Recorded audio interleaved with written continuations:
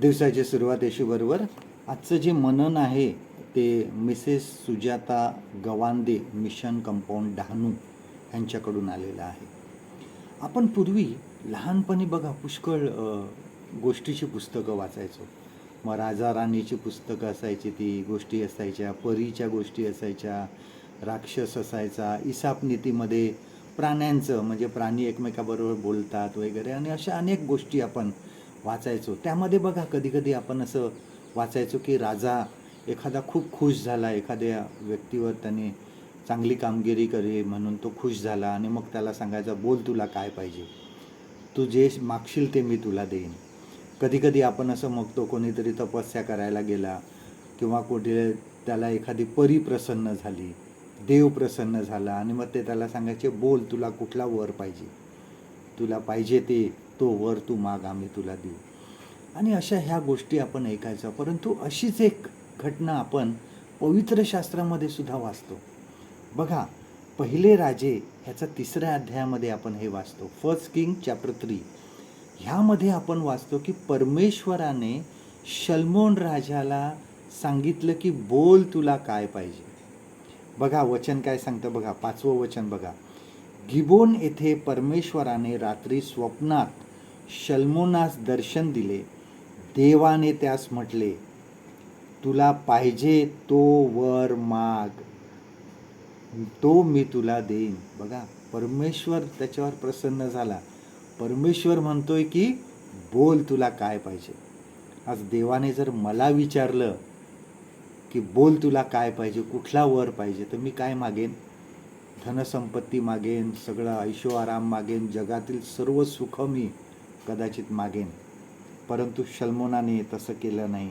बघा, आपण वाचतो 9 ते 15 वचनामध्ये, वर्सेस 9 to 15 ह्यामध्ये आपण वाचतो की शल्मोनाने त्यातलं काहीही मागितलं नाही. शल्मोनाने एवढंच मागितलं की लोकांचा न्याय करण्यासाठी मला सावधान चित्त दे, लोकांना समजून घेण्याचं हृदय मला दे, मी चांगल्या प्रकारे लोकांना न्याय करू शकेन, हे गुण मला दे. बघा किती मोठी गोष्ट आहे. त्यात ह्यामध्ये आपण शल्मोनाचे काही गुण बघतो. बघा, पहिला गुण जो आहे तो आपली मर्यादा त्याने ओळखली.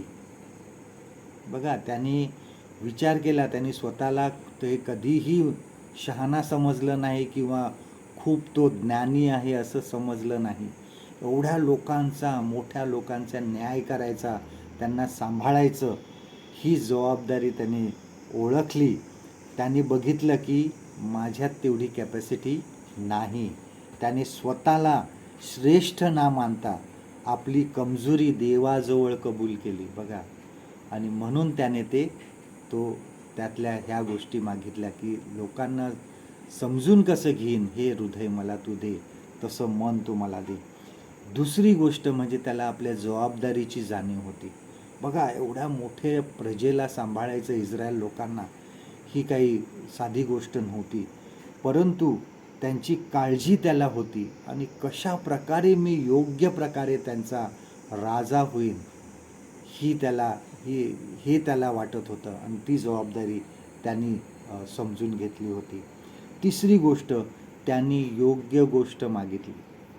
बघा, शल्मोनाने धनसंपत्ती मागितली नाही, ऐशो आराम मागितला नाही, जे योग्य आहे तेच त्यांनी मागितलं. आणि बघा, परमेश्वराने त्याला हे जे मागितलं ते दिलंच, परंतु त्याला सर्व प्रकारची धनसंपत्ती दिली. आणि आपण वचन असं म्हणतो की शल्मोनासारखा संपन्न ऐश्वर्य असलेला राजा त्यानंतर कधीही झाला नाही. आज चौथं होतं की शहाणपणाने वागणं.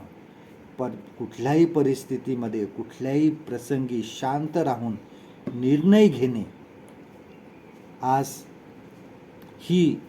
हा शहाणपण त्यांनी देवाजवळ मागितलं. आज देवाने मला विचारलं की बोल तुला काय पाहिजे, कुठला वर मी तुला देऊ. आज विचार करा की मी काय परमेश्वराजवळ मागणार आहे. आजचं देवाचं वचन आपल्यासाठी हे आहे. बघा, पहिले राजे ह्याचा 3रा अध्याय आणि 10 ते 13 वचनं आपण बघूया. बघा, 1 किंग चॅप्टर 3 अँड वर्स स्टार्टिंग फ्रॉम 10 to 13. शल्मोनाने हा वर मागितला म्हणून त्याच्या ह्या भाषणाने प्रभू त्याच्यावर प्रसन्न झाला. देव त्यास म्हणाला, तू असला वर मागितला, दीर्घायुष्य, धन, आपल्या शत्रूचा नाश यापैकी काही न मागता तू न्याय करण्याची विवेक बुद्धी मागितली. म्हणून मी तुझ्या म्हणण्याप्रमाणे करतो. मी तुला बुद्धिमान व विवेक चित्त तुला देतो. तुझ्यासारखा पूर्वी कोणी झाला नाही व पुढे होणार नाही. एवढेच नव्हे तर तू मागितले नाही असा आणखी एक वर मी तुला देतो. धन आणि वैभव ही मी तुला देतो. तुझ्या सर्व आयुष्यात सर्व राजांमध्ये तुझ समान कोणी असणार नाही. परमेश्वर करो आजचा दिवस तुमचा आशीर्वादित करो.